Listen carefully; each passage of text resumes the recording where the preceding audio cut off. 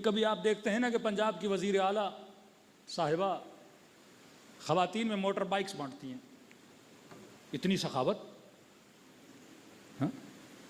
اور وہ بھی موٹر بائک دینا، وہ دینا ہے خواتین کو کوئی اسکول بنا کے دے دو، ہاں 4 گھر ان کو دے دو، 5 پلاٹ ان کو دے دو، نہیں دینی ہے بائک، ہاں کہ ہم عورتوں کو آزاد کر رہے ہیں۔ بائک کے پیسے کس نے دیے؟ کہ یو ایس ایڈ کے ذریعے سے پیسے آتے ہیں، بجٹ منظور ہوتا ہے۔ جب ٹرمپ الیکشن جیتا تو ایلن مسک اس کے ساتھ کھڑا تھا، تقریر ذرا سن لیں۔ 500 ملین ڈالرز ایلن مسک نے انویسٹ کیے افریقن کنٹریز میں، فار واٹ؟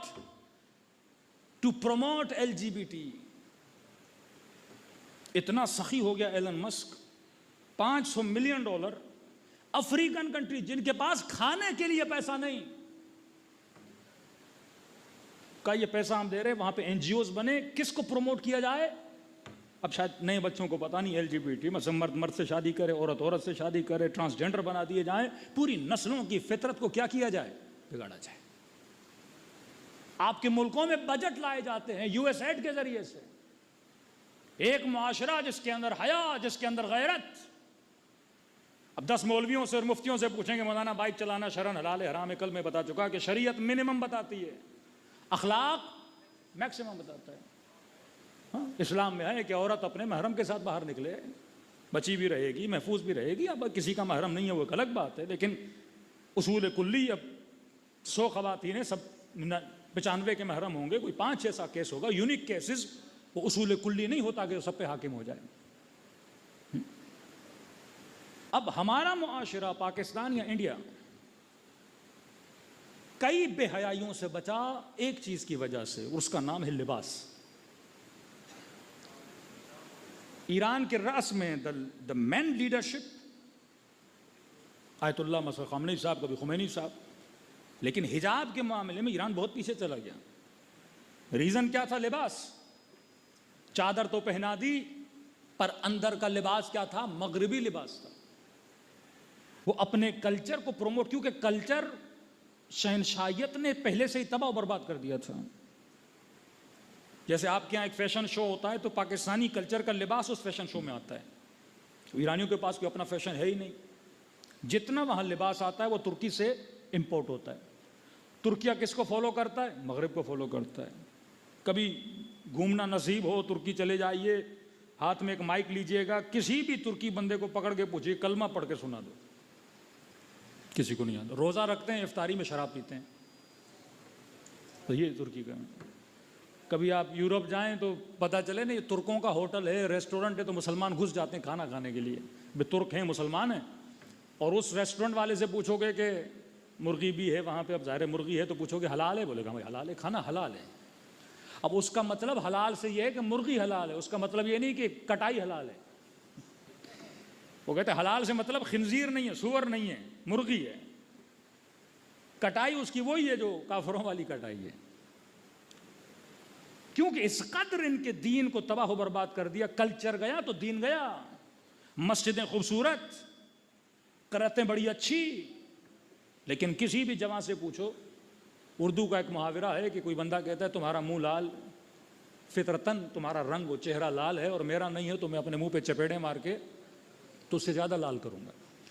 تو ان کا یہ مثال ہے کہ انہوں نے انگریزوں کو کہا کہ تم بے حیا ہو، پر ہم فطرتاً نہیں ہیں، پر اتنا کر کے دکھائیں گے کہ تم سے بھی 2 قدم آگے چلے جائیں گے۔ اور واللہ یہ آگے ہیں۔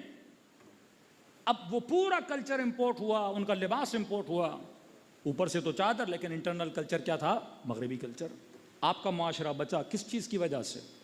کیونکہ ہندوؤں کے مذہب میں حیا ہے، وہ جن کو آپ سنسکار بولتے ہیں، بڑوں کا ادب، ماں کا ادب، بیوی کے لیے بولا گیا وہی جو شوہر مجازی خدا ہے۔ مختلف مثالیں مختلف دی جاتی ہیں۔ کبھی آپ نے انڈیا پاکستان میں نہیں دیکھا ہوگا کہ خاتون جب موٹر بائک پہ بیٹھتی ہے، پاکستان میں بیٹھنے کا انداز ہی الگ ہے، کیونکہ اس کلچر میں کیا تھا؟ حیا تھا۔ اب اگر کلچر میں کوئی چیز ہے تو اسے کیا بولا جاتا ہے؟ ٹیبو۔ اب اس ٹیبو کا کیا کرو؟ مقابلہ کرو۔ پھر اس کے لیے ایڈ دی جاتی ہیں معاشرے کو خراب کرنے کے لیے، این جی اوز بنائی جاتی ہیں کلچر کو تباہ و برباد کرنے کے لیے۔ مسلمان بچے زیادہ پیدا کرتے ہیں، پھر این جی اوز بنی، پھر گاؤں گاؤں میں گئے، پھر فری میں چیزیں بانٹنے لگے تاکہ فکر کو کیا کیا جائے، بدلا جائے۔ اب اس کے نام سے موٹر بائک بانٹی گئی۔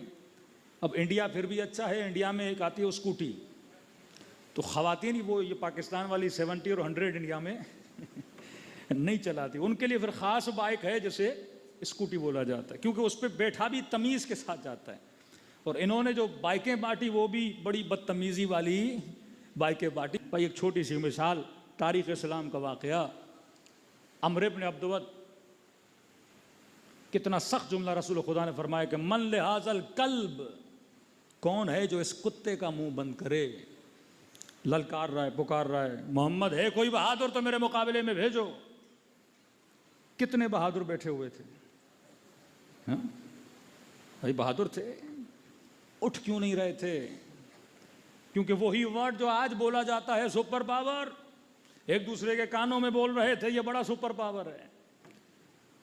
ایک دن میں ہم نے دیکھا ہے یہ اونٹنی کا بچہ اٹھا لیتا ہے، کسی نے کہا یہ ایک دن میں پورا بکرا کھا لیتا ہے، کہ اس کے مقابلے میں جائیں گے تو مارے جائیں گے۔ اور اس وقت بھی اس لئی کے مقابلے میں علی بن ابی طالب کھڑے ہوئے۔ جب مولا علی جائے تو عمرو بن عبدود کو علی پہ ترس آ رہا تھا کہ جوان ہو، میرے مقابلے میں آ رہے ہو، میں تمہارے والد کو جانتا تھا۔ امام نے فرمایا میرے جسم کو نہ دیکھو، علی کی روحانی طاقت کو دیکھو۔